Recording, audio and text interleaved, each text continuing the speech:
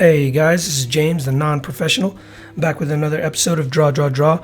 And today we're doing a pinup of the Fantastic Four.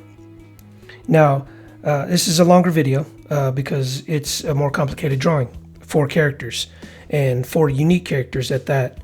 The Thing, the Rock character, he's actually very difficult to draw because he's got a lot of detail. Obviously, he's got, these pieces of rock that is the makeup of his whole entire body. So anyways, the thing that I wanted to teach in this video is composition.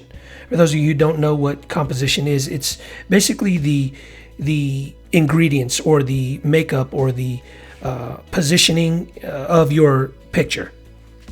It's important to have good composition because you don't want your picture to be unbalanced. You don't want your picture to be too busy on one side and not busy on the other side. You want it to be, just comfortable to look at. And I'm not a master of composition, by all means. I'm not a professional. But I do have sort of an eye for aesthetics, and, I do know what looks good on a page, or at least what I like to see when I look at people's covers or pinup art. So one of the elements of art is flow. So you want to have a sort of flow to the characters, a line that sort of follows. And with Mr. Fantastic, it's easy because he stretches. So you get this long flow going from the back of his I guess posture line all the way up to the top of his head, which sort of curves out. And then of course you've got his arms that sort of flow. And then with the Invisible Girl, you have this sort of flow in her C shape there. Not only do you create a dynamic character, but you also create a flow on the page itself.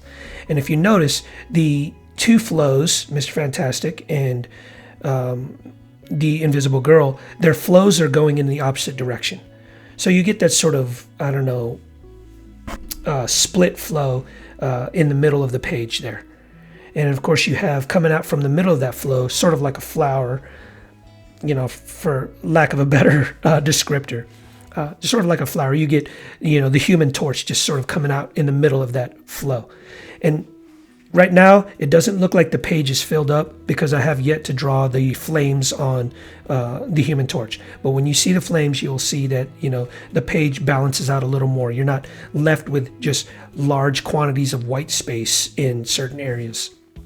And I wanted that tiny little detail of the flames on the top half of the picture, because on the bottom half of the picture, in order to create some balance, you're gonna have a ton of tiny little details in Thing there with all his little rock pieces that again make up his entire body. All right, so we blew through those roughs pretty quickly. I had to speed up the video 4 times just because this video would have been massively long if I didn't do that.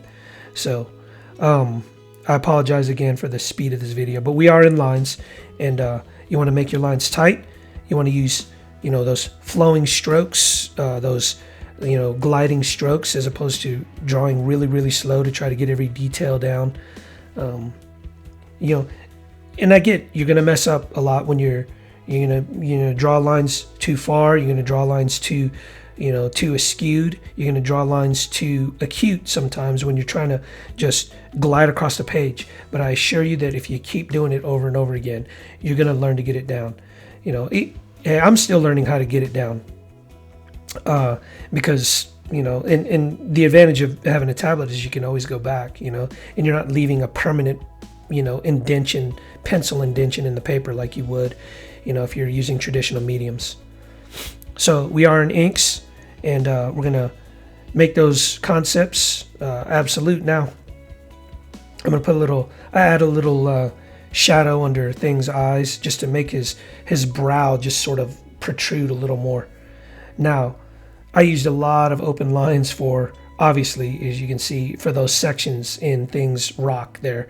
I used a lot of open lines, and the details and I use these details, as I've said in the past, I use these details to create curvature, to create form on the figure itself. So you notice the rock pieces on the back of his head or the back of his shoulder, they're skinnier and more, I guess, compacted together, busier. And as they go around towards the front of his skull and the front of his shoulders, they spread out a little more and they get bigger.